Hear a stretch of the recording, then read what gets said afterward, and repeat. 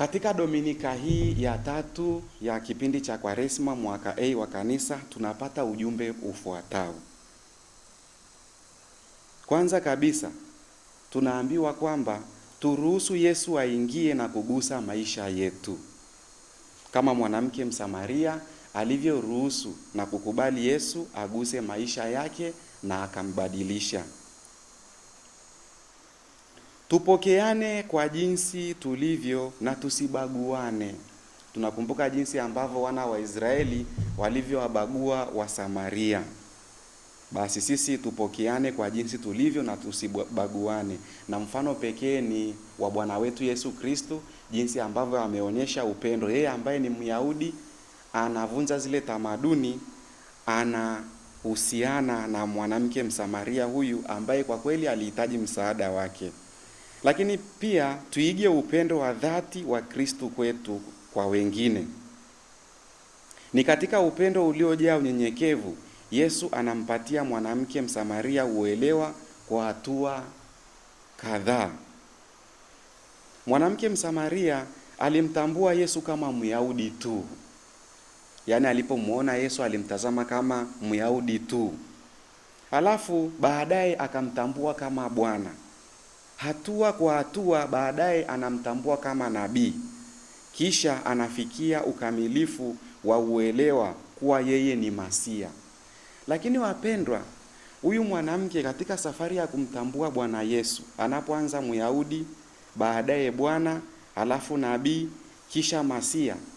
Hii ilisababishwa na ule unyenyekevu na upole wa Yesu. Yesu baada ya kumuona mwanamke Msamaria na ambaye ni mdhambi, mzinzi na mwasherati, hakumtukana. Angemwambia wewe ni mwasherati, wewe ni mzinzi, ufai, utaangamia, utakwenda motoni, sidhani kama angempata huyu mama.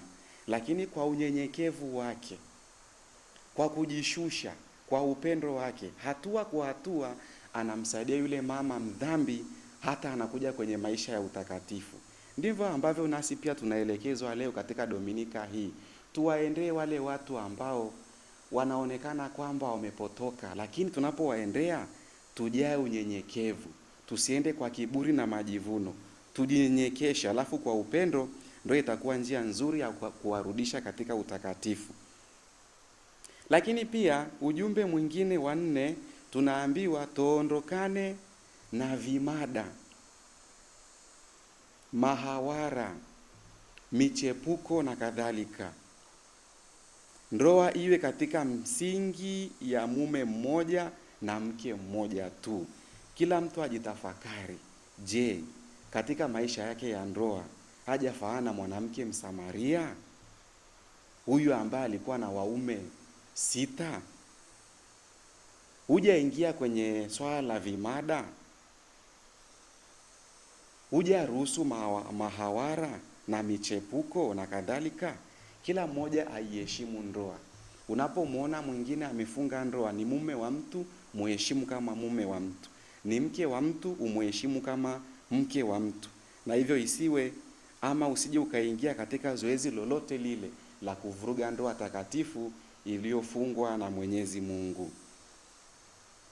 5, tuondokane na maji ya kisima yasiyokata kiu. Mwanamke huyu pamoja na watu mbalimbali mara nyingi wakienda pale kisimani kutafuta maji, lakini mara kadhaa au mara zote wamekuwa wakirudi pale kwa ajili ya kuhangaika kukata kiu. Lakini tuyaendee maji ya uzima yanayobubujika ubavuni mwa Yesu, ambao yenyewe yanakata kiu chetu. Mara nyingi tumeingia kwenye mambo ya kidunia tukidhani kwamba mali zitakata kiu, fedha, anasa na starehe, tukikumbatia hayo. Hasa mwanadamu anapohangaika kupata chakula, mavazi, malazi, afya na elimu, anajikita huko mno hata kutokumpa Mungu nafasi, akidhani kwamba vile vitakata kiu yake. Hapana, tuondokane na maji ya kisima yasiyokata kiu na tuyaendee maji ya uzima yanayobubujika ubavuni mwa Yesu, yaani maisha ya sakramenti, maisha ya sala, maisha ya kusoma na kutafakari neno la Mwenyezi Mungu, lakini pia maisha ya kuishi amri zake. Na tunahimizwa kabisa katika ujumbe wa leo tuwe mashahidi wa kazi ya Mungu. Tunamwona baada huyu mwanamke kukombolewa, kuelewa kwa kila ambacho alikuwa aelei mwanzoni, basi inakuwa ni mwanzo mpya wa maisha. Anaanza kuwa shahidi, kushuhudia maisha ya Masia Yesu Kristu kwa wengine. Nasi pia tunaalikwa vivyo hivyo. Tujitahidi basi tutoe ushuhuda, lakini sio ushuhuda wa maneno, ushuhuda wa matendo. Tunamwona Konokono yeye katika kutembea kwake, yeye anaacha ushuhuda nyuma. Anaandika historia yake. Kila anachokifanya anakionyesha wazi na wengine wanajifunza. Njia zake ziko wazi kwamba nimepitia huku, nimepitia huku. Nasi tunaalikwa leo tutoe ushuhuda kwa matendo yetu zaidi hata kuliko maneno yetu katika hali ya utakatifu. Lakini pia ujumbe wa mwisho, tunamwona Yesu ana kiu na sisi. Anakwenda kisimani akitutafuta. Kumbe sio sisi tunaanza kumuonea kiu yeye, lakini Yesu anatuonea kiu. Yuko hapo kwa ajili yetu sisi. Ni sisi kumwendea ili atupe maji ya uzima, yaani neema inayobubujika au inayobubujishwa ndani ya roho zetu kwa kupitia Roho Mtakatifu. Hivyo wapendwa, kama wana wa Israeli walivyokunywa maji kutoka mwambani,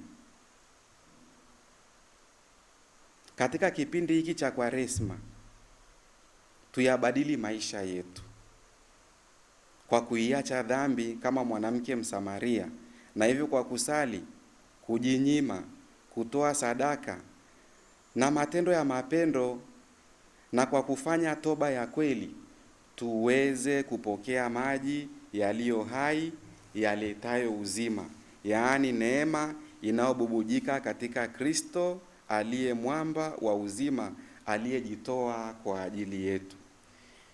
Ingekuwa heri leo msikie sauti yake, msifanye migumu mioyo yenu. Neema ya Bwana wetu Yesu Kristo iwe pamoja nanyi.